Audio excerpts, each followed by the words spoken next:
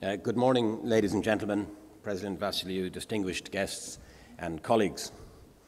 My remarks will be in English, and there is a real-time translation facility available for those of you that would prefer to hear these remarks in Greek. A copy of these remarks will be posted on the group website in a few minutes' time. The very fact that we are gathered here today to discuss and vote on a resolution in relation to the process that will facilitate a London listing is a reflection on the progress we are making in delivering a financially sound, trusted and safer organisation for our customers and, importantly, our shareholders. I'd like to cover a few areas with you today. First, the London listing itself, another significant milestone in the bank's turnaround. Secondly, the legal scheme of arrangement required to introduce the Bank of Cyprus Holdings plc as the new parent of the bank. Thirdly, the board's recommendation to approve this scheme. And lastly, the bank's financial performance for the 9 months ended September 2016. It has been our long-term objective to list Bank of Cyprus shares on a liquid, index-driven European stock exchange. And we made it clear that after a full analysis, the London Stock Exchange was our target destination. On the 15th of November, we announced that we are applying for a standard listing in London, whilst retaining a listing in Cyprus, and not in Athens, as we no longer maintain operations in Greece. The proposed London listing is a significant milestone in the bank's journey back to strength. It will increase the visibility of the bank, will lead to greater liquidity in the shares, and should make it easier for shareholders to trade. It will also increase the bank's access to capital more generally. All shares will be listed on both the London Stock Exchange and the Cyprus Stock Exchange, and will continue to trade in euros as they do now. We have designed the listing so that you, our shareholders, will receive the benefits of a listing on the LSE, irrespective of where you choose to trade your shares. The effort doesn't stop here. We continue to work towards a premium listing on the LSE. We intend to become eligible for inclusion in the FTSE UK index series in time. Companies included in the FTSE indices attract the interest of both passive and active investors, and we believe that an eventual inclusion will also lead to greater liquidity in our stock. Our standard listing is an intermediate step on this path. A new holding company has been incorporated in Ireland. After examining a number of FTSE-eligible jurisdictions, the bank determined that an Irish incorporated holding company would be appropriate for it. Bank of Cyprus Holdings plc was incorporated in Ireland earlier this year for this purpose. The establishment of an Irish holding company is entirely procedural, and it is important to note that our group activities will remain entirely focused in Cyprus, tax resident in Cyprus, and managed in Cyprus. The main purpose of the Irish holding company is simply to facilitate future inclusion in the FTSE UK indexes. The new holding company will own all the existing shares of the bank, and existing shareholders of the bank will receive shares in the new holding company or deposit interests representing shares in the new holding company, depending on where they elect to trade their shares. These will be in proportion to their current ownership. This will be effected by means of a legal scheme of arrangement, which is the legal process by which, if approved, the new holding company will become the new parent of the bank. There are a number of special resolutions to be approved at today's meeting in order to give effect to this legal scheme. First, the bank's current share capital is reduced to nil, thereby creating a capital reserve in the accounts of the bank. This capital reserve is then used to create shares to be issued to Bank of Cyprus Holdings. In a final step, Bank of Cyprus Holdings then issues new shares to existing shareholders of the bank in proportion of 20:1. Upon the issue of these shares to BOC Holdings, the authorised and issued share capital of the bank will be exactly the same as it currently is.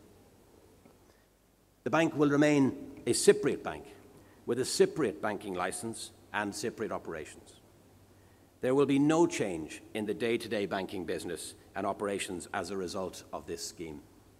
The bank will continue to be regulated by the European Central Bank and the Central Bank of Cyprus and will remain tax resident in Cyprus. While BOC Holdings will be incorporated and registered in Ireland, its central place of management and control will be in Cyprus, and BOC Holdings will be tax resident in Cyprus. There's a theme here. The head office of the group will remain unchanged and will continue to be located again in Cyprus. There will be no changes to the composition of the board of the bank arising from the scheme, and the directors of the bank will also be the directors of BOC Holdings. Alongside the legal scheme of arrangement, we are proposing to undertake a consolidation of shares, exchanging 20 shares in Bank of Cyprus today for 1 share in Bank of Cyprus Holdings tomorrow. This will reduce the number of shares in issue while at the same time maintaining shareholders' existing structure of the bank. In order to ensure that shareholders with fewer than 20 shares or a holding that is not divisible by 20 are not disadvantaged by this consolidation, we are proposing rounding up these shareholdings to the nearest multiple of 20 shares before undertaking the consolidation. The primary reason for the share consolidation is to prevent the shares being viewed and treated as a penny stock, which typically have negative connotations. We believe that the share consolidation will help develop liquidity in our shares. Our shareholders' economic interests in the bank will not change, and you will continue to own 100% of the Bank of Cyprus. My fellow directors and I believe that the scheme is in the best interests of the bank and its shareholders as a whole. We unanimously recommend that you vote in favour of the scheme and the scheme resolutions today. If the resolutions are approved at today's EGM and the District Court of Nicosia approves the scheme, we would expect the shares to begin trading in London and Cyprus before the end of February 2017.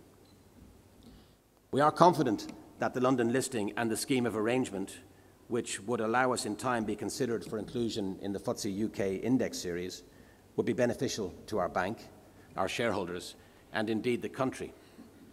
The London listing will provide greater visibility, better access to capital, and encourage price discovery for our stock on a deep, highly liquid international capital market.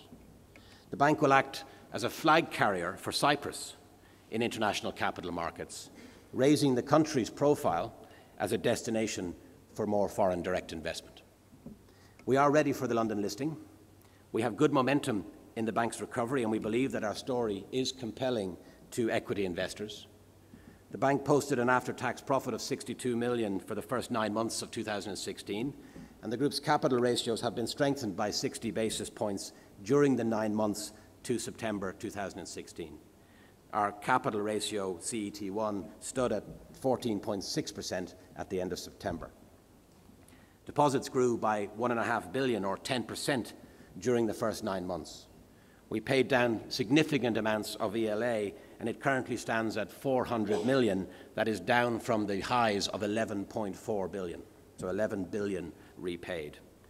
We now carry significantly more cash than we do ELA, and the near-term prospect for complete elimination of ELA is very real.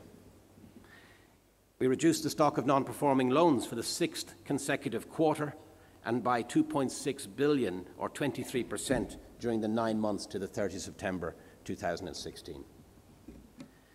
As the bank continues to get stronger, generating more capital, reducing its reliance on ELA and reducing the stock of problem loans, we will become increasingly well positioned for a step up to a premium listing in London and inclusion in the FTSE UK indices.